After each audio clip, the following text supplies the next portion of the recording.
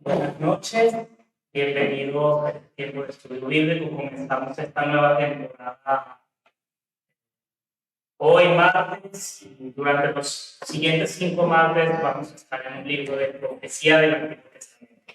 Vamos a estar en el libro de Amós y hoy quiero dar la introducción a todo el libro. Los siguientes martes vamos a estar viendo un poco más lo que es la profecía de Amós.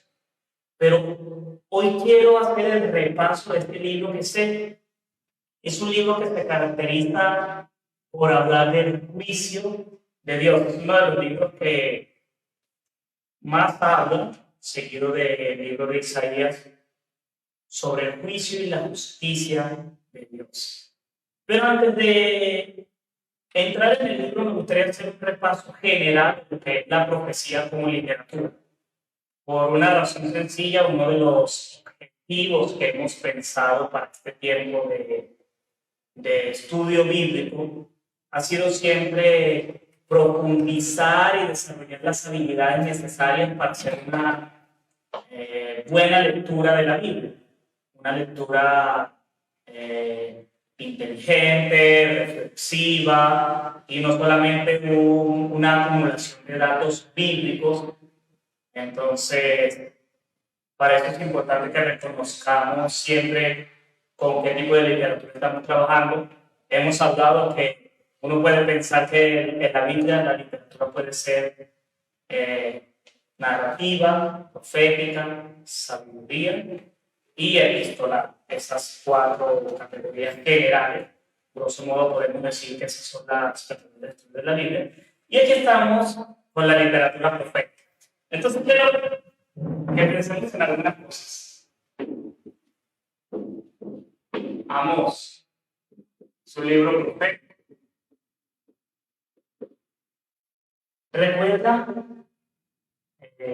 cuáles eran las características que uno tiene que considerar a la hora de leer profecía?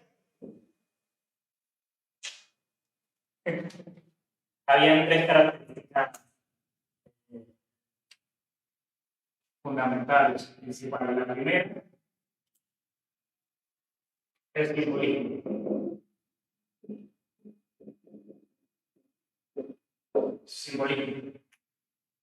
Y esto es importante porque en la profecía vamos a encontrar muchos elementos simbólicos y para entenderlos o para entenderlos, mejor dicho, es bueno reconocer esto. Esta simbología significa que algunas interpretaciones literales no van a ser posibles, sino que hay que entender en un contexto simbólico que el autor va a usar imágenes, metáforas, cantos, comparaciones. En el caso de Amós, hay visiones e ilustraciones para comunicar un mensaje. Eso es importante siempre verlo en la profecía. Quizás es uno de esos distintivos para lectura e interpretación. Esto es lenguaje simbólico, así que cuando estamos viendo en Amós, por ejemplo, una de las profecías que es una visión de una plomada o algo por el estilo, entender que hay un mensaje que se transmite a través de la visión. La segunda característica es un lenguaje inminente. Siempre el mensaje de inminencia.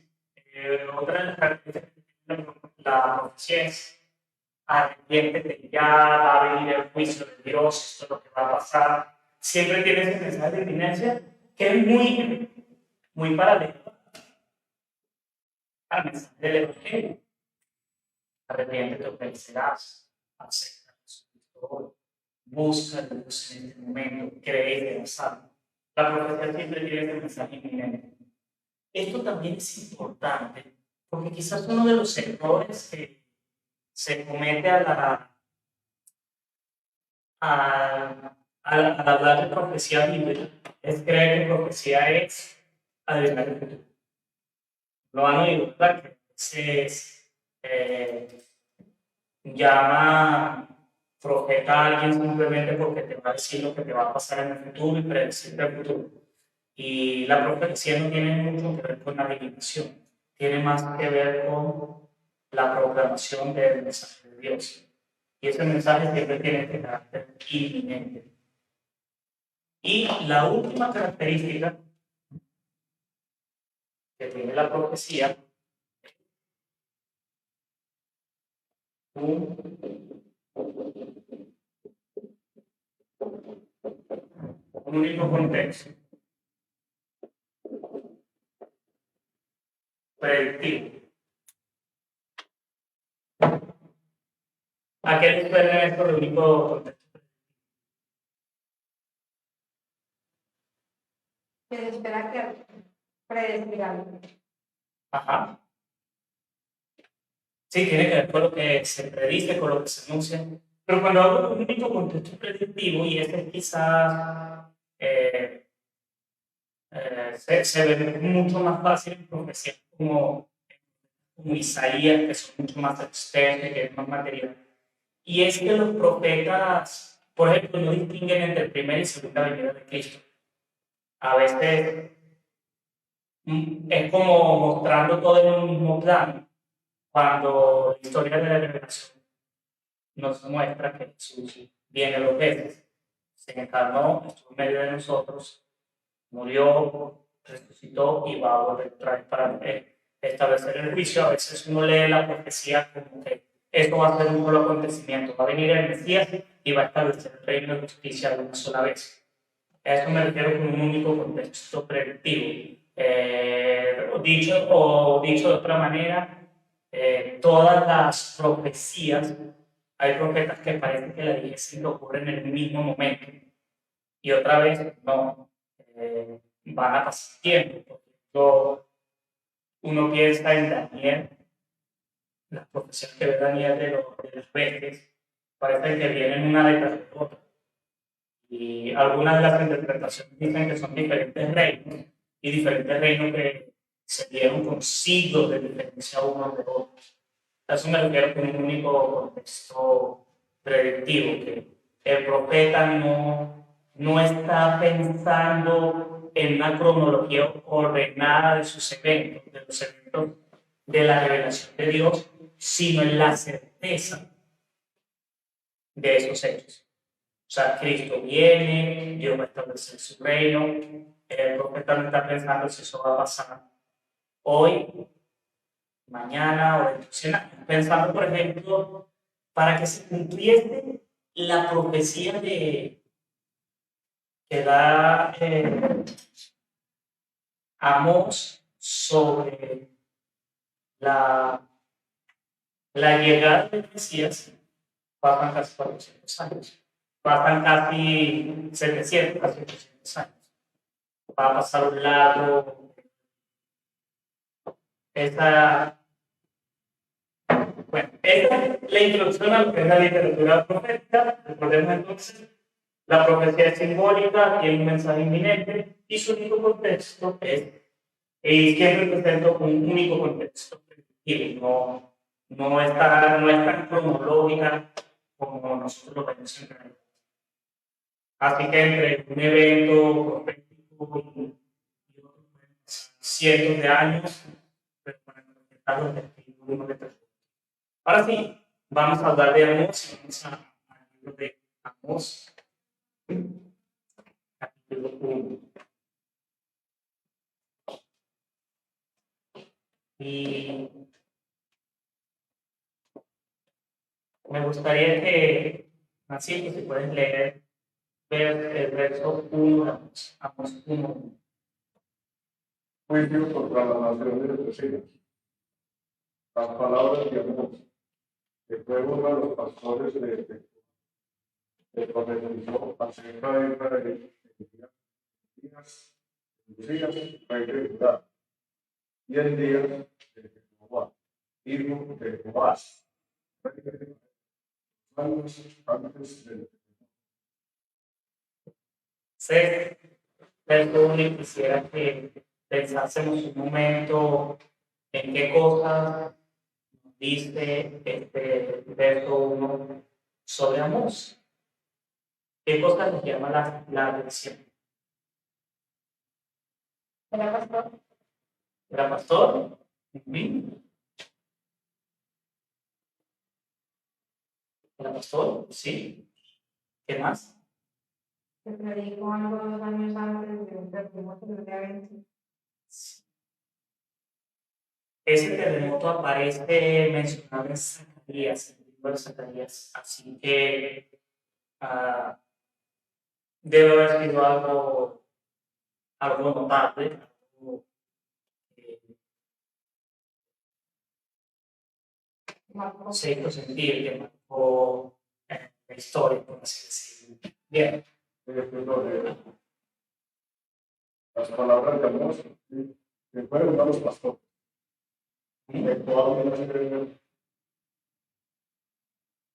Tecoa es una, o sea, un pastor de Tecoa.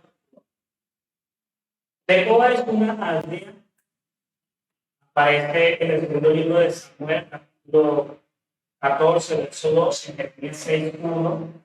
Es una aldea que está cerca de Jerusalén. Y eso es muy interesante, porque Amós desarrolla parte de su ministerio en el reino del norte, en Israel. Él viene del sur para predicar a los del norte. Es llamado de Tecoa.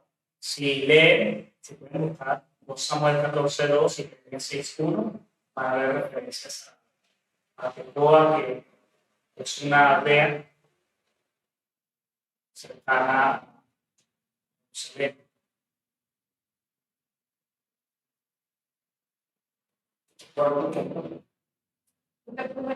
Jeremías 6:1.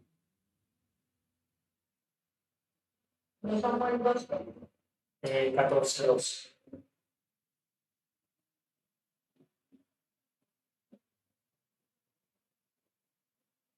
No somos el capítulo 2, versículo. 14, capítulo 14, verso 2.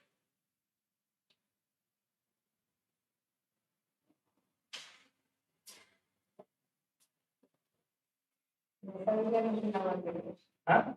Te tienes que, no le has sacado la. No, es que es muy pegado. De Jeremías capítulo 14. Jeremías 6, verso 1. Bueno, 2 Samuel 14, 2. Y Joab envió a Tecoa a traer a una mujer sabia de allí y le dijo: te ruego que pintas estar de duelo, que te pongas a una ropa de luto y no te unjas con óleo, sino pórtate como una mujer que por muchos días ha estado de duelo por un muerto.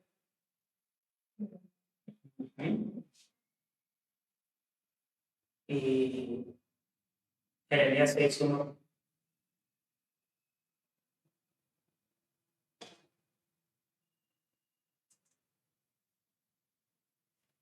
Jeremías 6.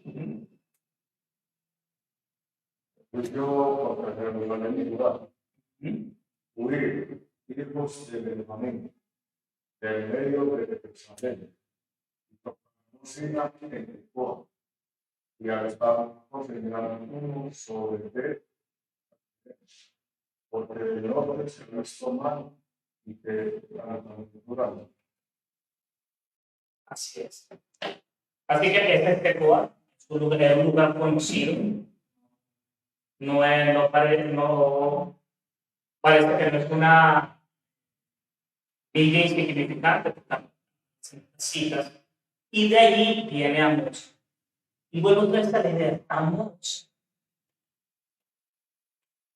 era pastor, no es un profeta profesional. O sea, uno de ustedes puede buscar Amós capítulo 7, versos 14 y 15.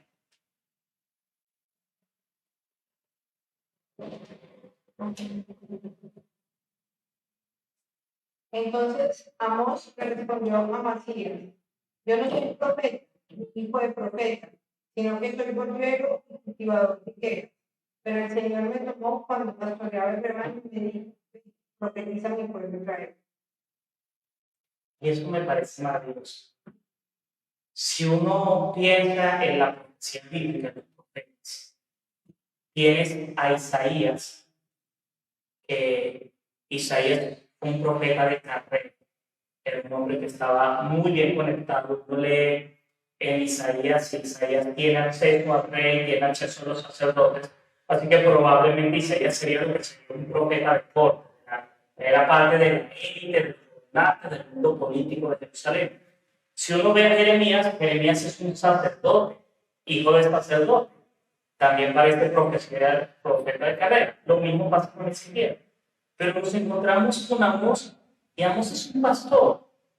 Y él estaba ejerciendo el pastor. Y esto creo que es la primera cosa que tenemos que pararnos aquí y pensar sobre el llamado de Dios. Viene sobre quien Dios quiere hablar. No hay algo así como ministros, solo ministros profesionales. Dios escoge sus instrumentos en su soberana voluntad para llevarnos a su misión. Algunos seguramente vamos a ser preparados. Yo he tenido el privilegio de dar gracias a Dios de que me ha permitido estudiar, formarme, digamos, bíblicamente, profesionalmente. Pero hay otros que van a ser llamados desde su profesión a cumplir una misión específica. Y Amós creo que es un ejemplo precioso.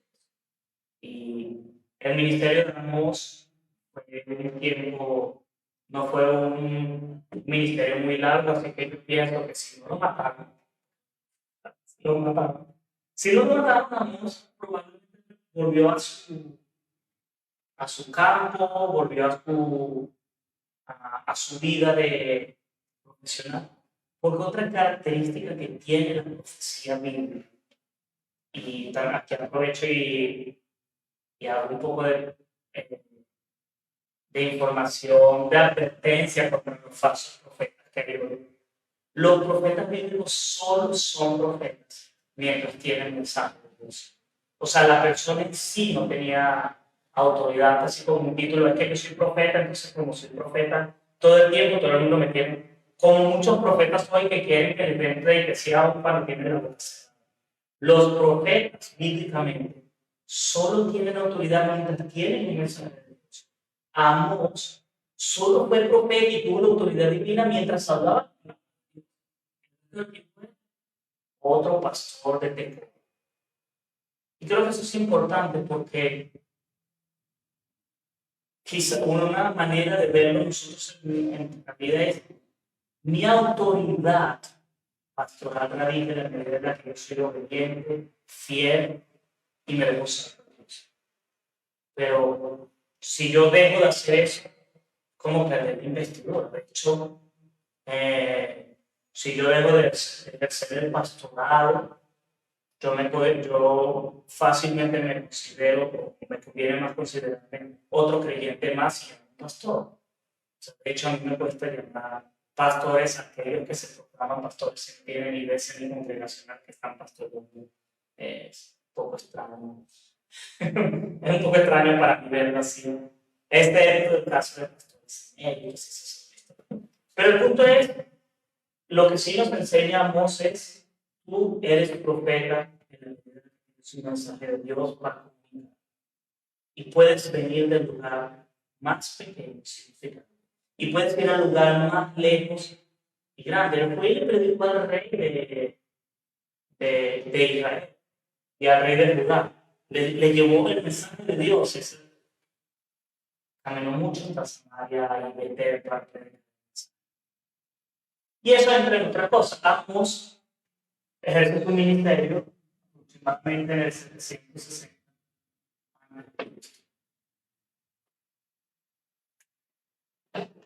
Y aquí, bueno, aquí aprovecho para esto de que no hay un contexto único de predicción. Cuando Amós predice, la llegada de la justicia de Dios, el día del Señor, la encarnación de Jesucristo, faltan que transcurran 700 y tantos años. Como dije en el cronológico. Él le predica a dos reyes. Le predica durante el reinado de Usías, de Judá, y de Jeroboam II. Y aquí hay otro tema interesante que creo que también puedo usar, digamos, desmitificar algunas ideas de lo que nosotros a veces creemos que es la bendición de Dios. Por cierto, ¿qué es la bendición de Dios?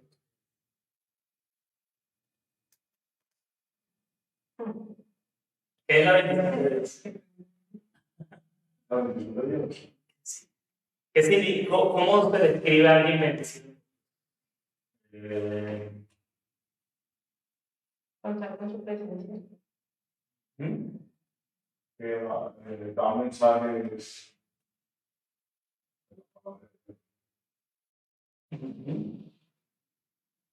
¿Y cómo debería ser la vida de una persona?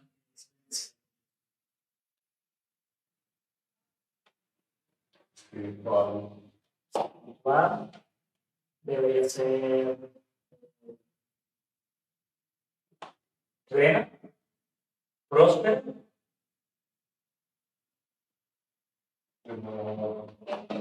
No más que próspero, bueno, espiritual. exacto. No necesariamente debería haber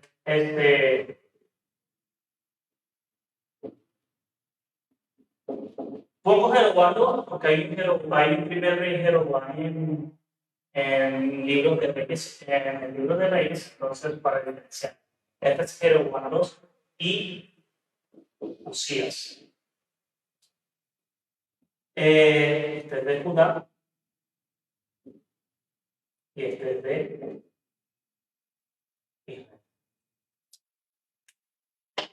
Digo esto porque Jeroboam 2 fue quizás uno de los reyes que más prosperidad trajo al reino del norte. O sea, fue económicamente un reino bien, es un reino en el que hubo cierta prosperidad, pero no fue un reino en el que hubo temor de Dios. De hecho, el contexto de toda esta profecía de Amós está en el segundo libro de Reyes, capítulo 14. Me gustaría que puedan leer esta cita para que podamos ver a Amós, que quizás es el centro de la profecía de Amós. 14, 24.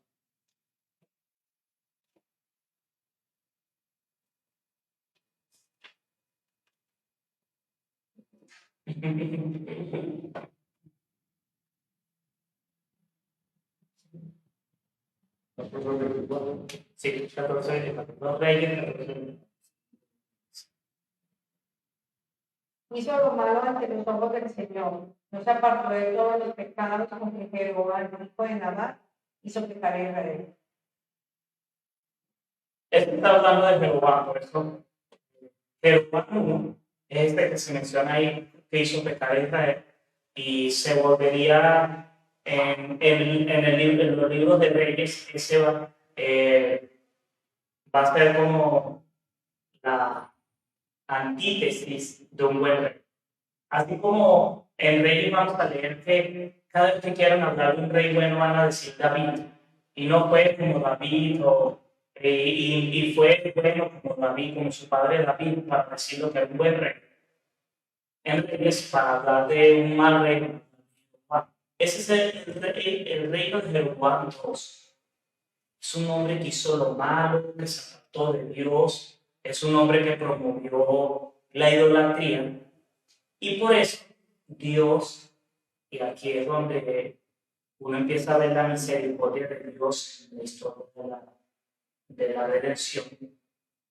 Este hombre está siendo un mal rey, está embarrándola y está apartando al pueblo de Dios, está trayendo condenación, juicio. Y Dios responde levantando un pastor para que les vaya y les predique la palabra de Dios. Creo que es una bendición. Dios siempre nos va a reservar su palabra y nos va a traer menos esperados. El regalo, la bendición de este pasaje. No se tiene algo que decir hasta ahora, la lección. Solo con el verso 1. Escudriña muchas cosas. ¿Cómo? Escudriña muchas cosas. Bueno. Así que entonces tenemos un pastor que predica en el 760 a.C. durante el gobierno de Jeroboam II y Usías, respectivamente de Israel. ¿Cuál es el mensaje? Y ahí sí les voy a pedir que Adri, tú puedas leer Amós 4 y 5. 4 y 5 y 5, 4 a 6. Y Francisco, tú puedes leer 5, 10, 13 y 6. Estas 4 citas. En estas 4 citas podemos resumir de qué trata el libro de Amós. Entonces quisiera que hablásemos un poquito de estas citas. Bueno, entonces 4, 4, 5. Uh-huh. Entren en Betel y pequen, multipliquen en Gilgal las transgresiones. Traigan sus sacrificios cada mañana, sus diezmos cada 3 días. Ofrezcan también para pan leudado en ofrenda de gratitud y proclamen ofrendas voluntarias. Denlas a conocer, puesto que así les place, israelitas, declara el Señor Dios. En 5, 4, 6. Porque así dice el Señor a la casa de Israel: búsquenme y vivirán, pero no busquen a Betel, ni vayan a Gilgal, ni pasen a Berseba. Porque ciertamente Gilgal será llevada cautivo, Betel caerá en desgracia. Busquen al Señor y vivirán, no sea que Él les caiga como fuego en casa de José, y consuma Betel sin que haya quien lo apague.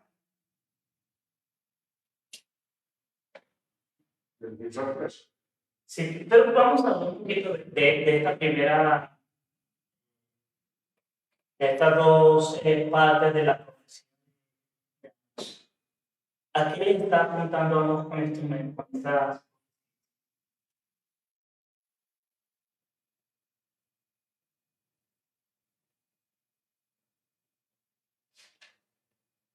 Bueno, pues van a leer, piensen.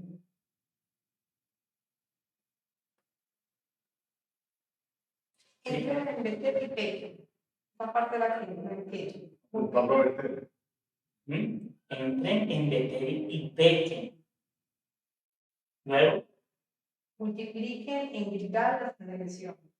¿Cómo puede Gilgal? Traigan sus sacrificios cada mañana, sus diezmos cada 3 días. Ofrezcan también pan leudado en ofrenda de gratitud. Y proclamen ofrendas voluntarias, denlas a conocer, pues que así las israelitas, declara el Señor. ¿a qué les suena eso? Que pecamos y luego vamos y seguimos diezmando y seguimos ofrendando. Bien, por ahí va, por ahí va. Eso es. ¿Qué les hace pensar en estos dos versos?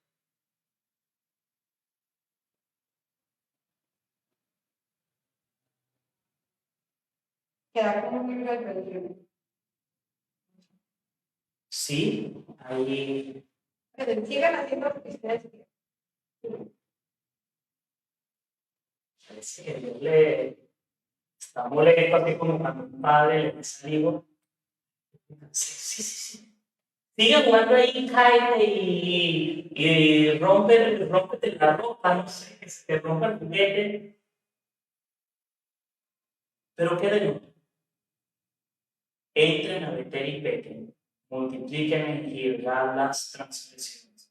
Tanto Betel como Gilgal son dos ciudades importantes, centros de adoración del Reino del Norte, lugares sagrados del Reino del Norte. Y luego traen su sacrificio cada mañana, subían cada 3 días.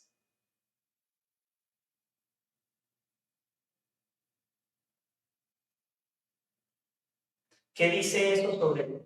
Vamos a aclarar ideas. ¿Qué dice eso sobre la adoración que estaba ocurriendo en el reino? ¿Cómo Dios está viendo esa ¿Cómo falsa? falsa? Es falsa, le está diciendo, vayan y pequen, y después presenten ofrendas, y después presenten su tiempo. Su adoración es falsa. Están pecando y están haciendo. Hoy podría ser Dios diciéndole, sirve todos los domingos a la iglesia y canta esas canciones bonitas que te hacen sentir bien. Escucha esa predicación. Pon en tus estados de WhatsApp la frase del predicador reformado, así toda profunda. No me interesa. Miren, no tener detalles de sí. Ofrezcan también pan leudado.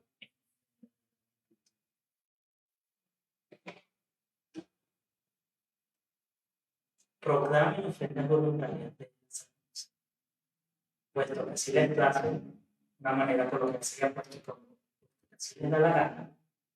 Pero eso, ofrezcan también pan leudado. ¿Cuál es el detalle?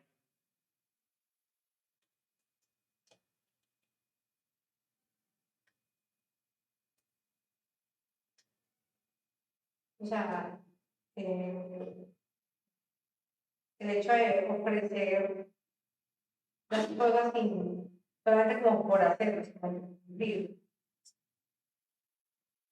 Cuando el pueblo tenía que hacer sus ofrendas, el pan era leudado.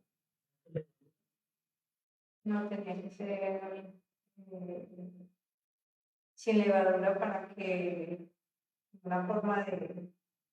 Era lo que Dios había escrito. Las ofrendas eran sin levadura. Diciendo, hagan las ofrendas como les da la gana. Hagan lo que ustedes les da la gana con la adoración. Así que empezamos a ver, ay, y si vemos en 5, 4, Perdón, cuando dice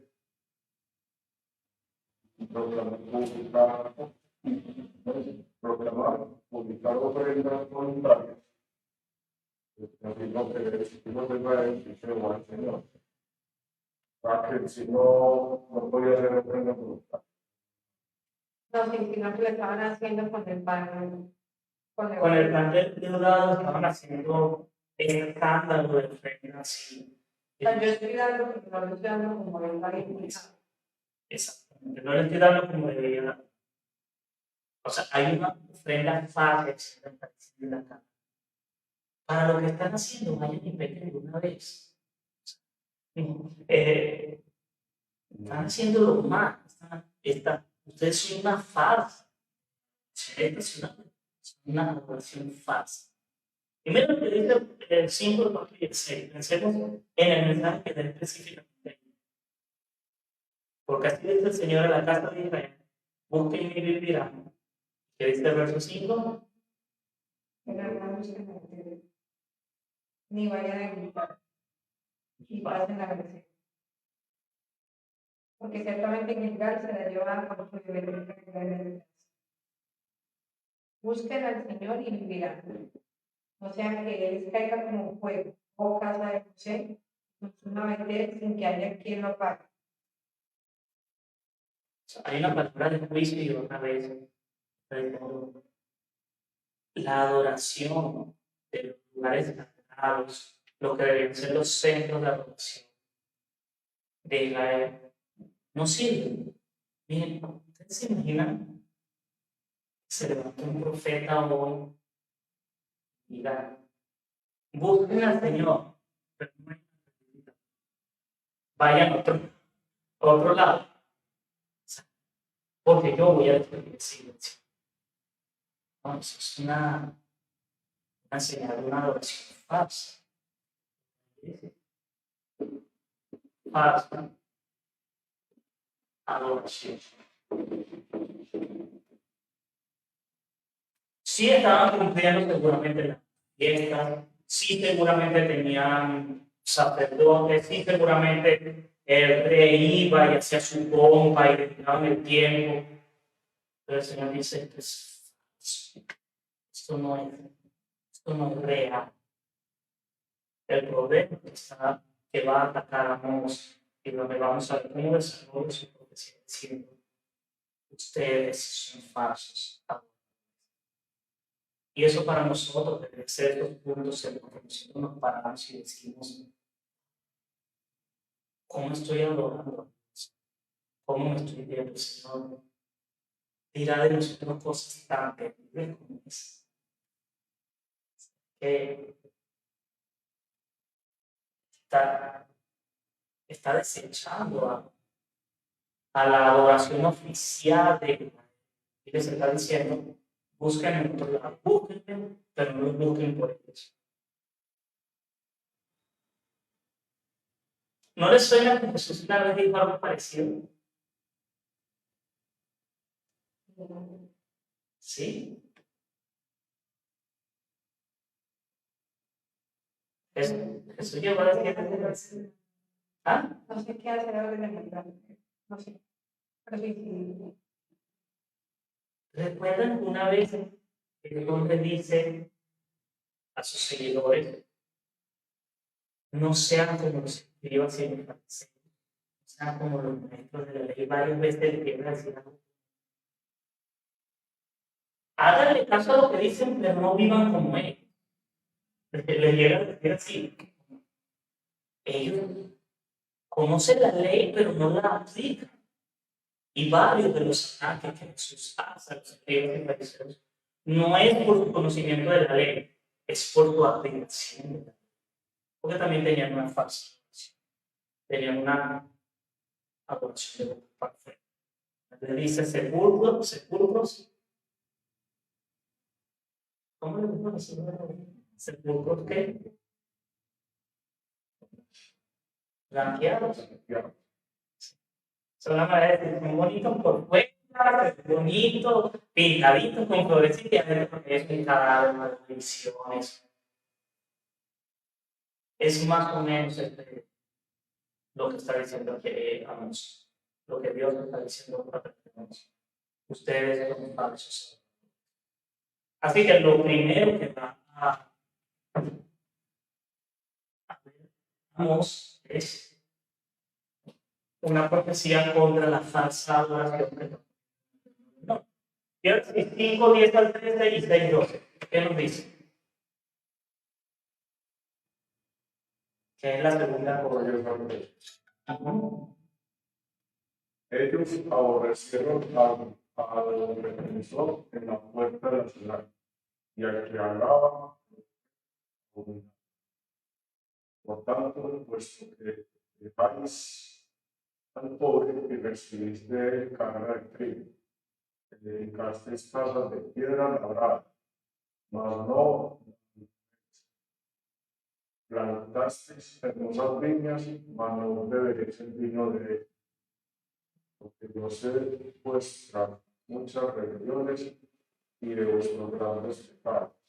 Sé que argumentís al justo y recibís poderes, y de los tribunales hacéis perder su causa a los pobres. Por tanto, el prudente tal tiempo calla, porque el tiempo es malo. ¿Listo? Y 6:12.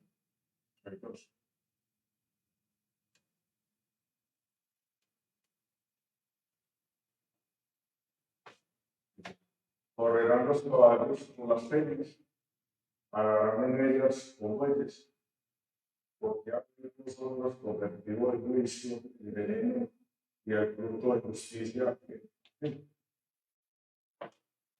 La segunda tema profético de Amos. ¿A qué les suena? Leyendo estos dos pasajes de 5:10 a 13 y 6:12. ¿Qué era la otra característica que al parecer tenía el pueblo de Israel?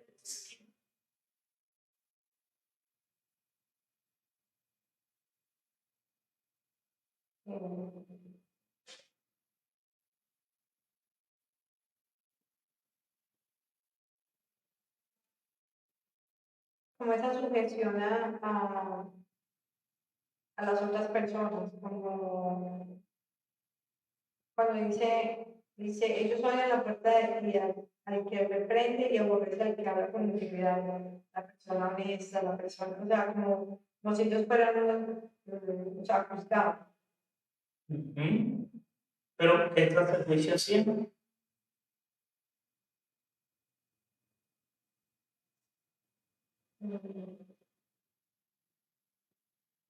Reprimir muchísimo.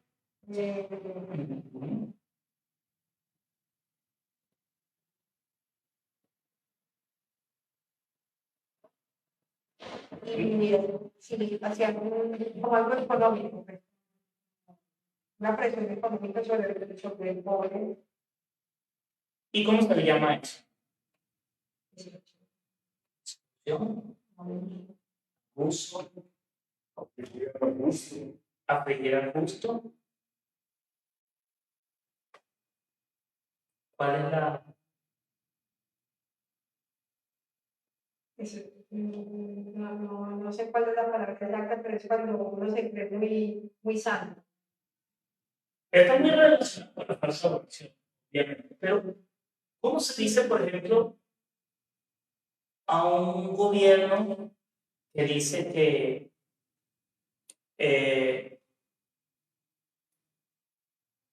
convierte en un juicio en ajeno, que echa la tierra por justicia, que se aprovechan del pobre, que aceptan soborno? ¿Cómo catalogaríamos un gobierno así?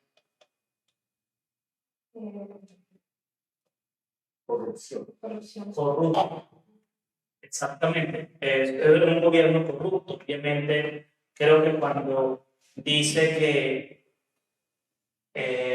exigen tributo, pero habla de que construyen casas y viñas, pero no los van a habitar, si no se les va a quitar. Uno pensaría, el Señor les va a aplicar extinción de dominio. O sea, y a los que le aplican extinción de dominio es a los corruptos,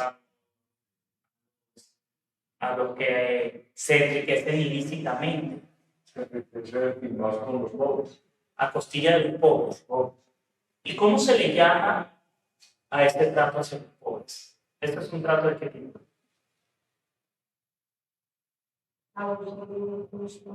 Es injusto. Lo segundo que hay aquí es falta de justicia. A pesar de que el segundo tema es falta de justicia, a pesar de que Jeroboam pudo haber tenido un gobierno estable, pudo haber expandido las fronteras, su gobierno se caracterizó por justicia y falsa. Y fue tanto, que Dios levanta a este pastor de Tecoa a que le dé este mensaje de advertencia. Ustedes están siendo falsos adoradores. Ustedes están viviendo una falsa justicia. Especial del verso 12 del capítulo 6. Uno, y le parece una preciosura este este verso cuando dice, corren los caballos por la peña, y uno se imagina un caballo, por ejemplo, así como esas cabras monteses así. Se ara en ella con bueyes, o sea, quien labra un campo con bueyes sobre las piedras. Imagínense una yuta de bueyes intentando sembrar en la piedra del Peñón. La respuesta es no. Y ahí dice, pues ustedes han convertido el derecho en veneno y el fruto de justicia en amargura. Ustedes lo han torcido todo. Ustedes han hecho la justicia y el derecho algo irracional, algo malo, un absurdo, como caballos que corren en la pena y bueyes que arman sobre falta de justicia. Esos son los dos grandes temas que el libro de Amos va a desarrollar. Y lo vas a ir, con esto quiero ir terminando antes de oír qué opiniones tienen, qué cosas de estas lecturas que hemos hecho. Amos se puede, va a desarrollar todos estos dos temas, la falsa adoración y la falta de justicia, en 8 profecías, que va a ser la primera parte del libro. Esto lo digo para que les provoque leer el libro, a pesar de que es un libro pequeño, es un libro nada más de 9 capítulos, pero en el libro hay 8 profecías, 3 sermones, 5 visiones y 5 promesas. Esa es la estructura general del libro de Amos. 8 profecías que van del capítulo 1 al capítulo 2. En estos 2 capítulos están las 4 profecías. Luego van a desarrollar 3 sermones que van desde el capítulo 3 al capítulo 6. En los capítulos 7 al 9, verso 10, va a poner 5 visiones que son muy interesantes porque hablan de cómo Dios va a establecer su justicia. Y los últimos versos, versos 11 al 15, el capítulo 9, tienen 5 promesas. Y termino con esto porque es un recordatorio de lo que a veces yo llamo como el ciclo de la profecía bíblica, que siempre va a comenzar apuntando a señalar el pecado, a hablar del juicio, y por lo general va a terminar con promesas y esperanza.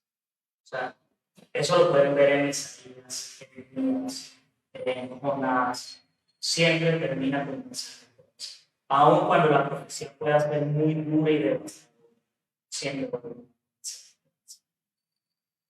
Pero en 8 profecías, los capítulos 1 y 2. 1, 3. 3 al 6. El capítulo 3 al 6. 5. Las 5 visiones, Del 7 al 9, 10. y las 5 promesas. Del 9, 12 al 15. Esto es la estructura sencilla del libro de Amos. Como les he dicho, uno de los libros que más habla de juicio y de justicia en el Antiguo Testamento. Bien, ya terminando, ¿qué les queda? ¿Qué piensan? Que no es nada diferente a lo que vivimos en este momento. Toda la semana pasando noticia y la necesidad de buscar. Sí, Sí, yo les estoy hablando a vos diciendo lo que todo lo que pues, ellos pues pensarán pues, que están haciendo lo bueno, pues, más porque se aprovechan para vender los pobres. Ya los pobres no los tienen en cuenta. eso que dices me hace pensar. Una de las cosas que tiene esta profecía, y lo vamos a ver cuando entremos a desarrollar estas 4 secciones de las siguientes 4 clases, o sea, el martes que viene de las 8 profecías, es que tal vez la falsa adoración y la falsa justicia están tan relacionadas que tal vez estas autoridades, porque Amós le habla a los que dirigen el pueblo. Porque obviamente si tú oprimes al pobre, se da a entender que tú tienes que eres gobernante. Nos hace pensar que a veces el sentir que las cosas marchan bien alimenta el pecado en nuestra vida. Quizás esta gente oprimía al pobre porque le iba bien en su falsa adoración y se creían entonces respaldados para llevar ese estilo de vida. Y es quizás la persona que va a la iglesia y es deshonesta y le va bien, sabe que es deshonesto, y cree que entonces Dios está preparando su deshonestidad hasta que el Señor le tiene que levantar una voz, un pastorcito de Tecoa que le diga, ¿sabes? Busquen a Dios por otro lado que van a conocer. Ese es donde está haciendo. Y quizás es una reflexión para eso, para tener, quizás me está yendo bien, pero es una señal de que Dios está contento con lo que yo estoy haciendo, Dios está dando lo que yo estoy haciendo. Entonces, parte de este mensaje, Amós, pero quiera considerar qué cosas hacemos si de verdad son adoración verdadera. Por cierto, esto también es una fórmula que va a aparecer mucho en los profetas. La adoración verdadera va siempre enlazada a la justicia. Y cuando hay adoración falsa, va a justicia. Y parece obvio, pero es que a veces nosotros separamos la espiritualidad de nuestra vida. Y la gente quiere tener una vida santa sin tener una conducta santa. Y ambas cosas son relacionadas. De hecho, muchas de las profecías que vamos a encontrar en los profetas del Antiguo Testamento se relacionan con llamados a la justicia, prácticas de justicia. No solo es prácticas religiosas, solamente decir, ustedes están haciendo religiosamente mal. Están haciendo religiosamente mal y están haciendo socialmente mal. Eso no lo podemos olvidar. La Biblia nos llama a vivir una más diferencia.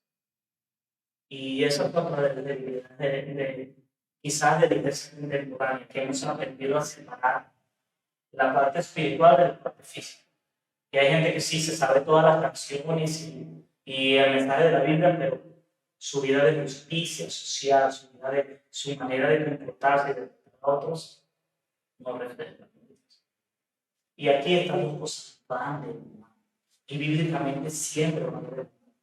O sea, no solamente se trata de que tú tengas una vida religiosa, bueno, tienes que tener una vida de justicia, ambas cosas. Y eso es de lo que nos va a hablar el profeta Amós, eso es lo que vamos a ver en la siguiente clase, cómo la falsa adoración y la falsa justicia son confrontadas. No sé si tienen algo más que decir, si no terminemos hablando de preparación para entrar ya más profundamente a partir del martes que viene. No, como después de tantos años eran profecías y siguen conociendo aún. Y yo creo que los tiempos que vivimos hoy nos acercan más a pensar. Sí, de descubrir el mensaje en profetas como que hablan de justicia. Porque vivimos en un mundo que cada vez es más injusto, que cada vez tiene falsa adoración, más falsamente, y cada vez es más injusto. Entonces, ¿podamos?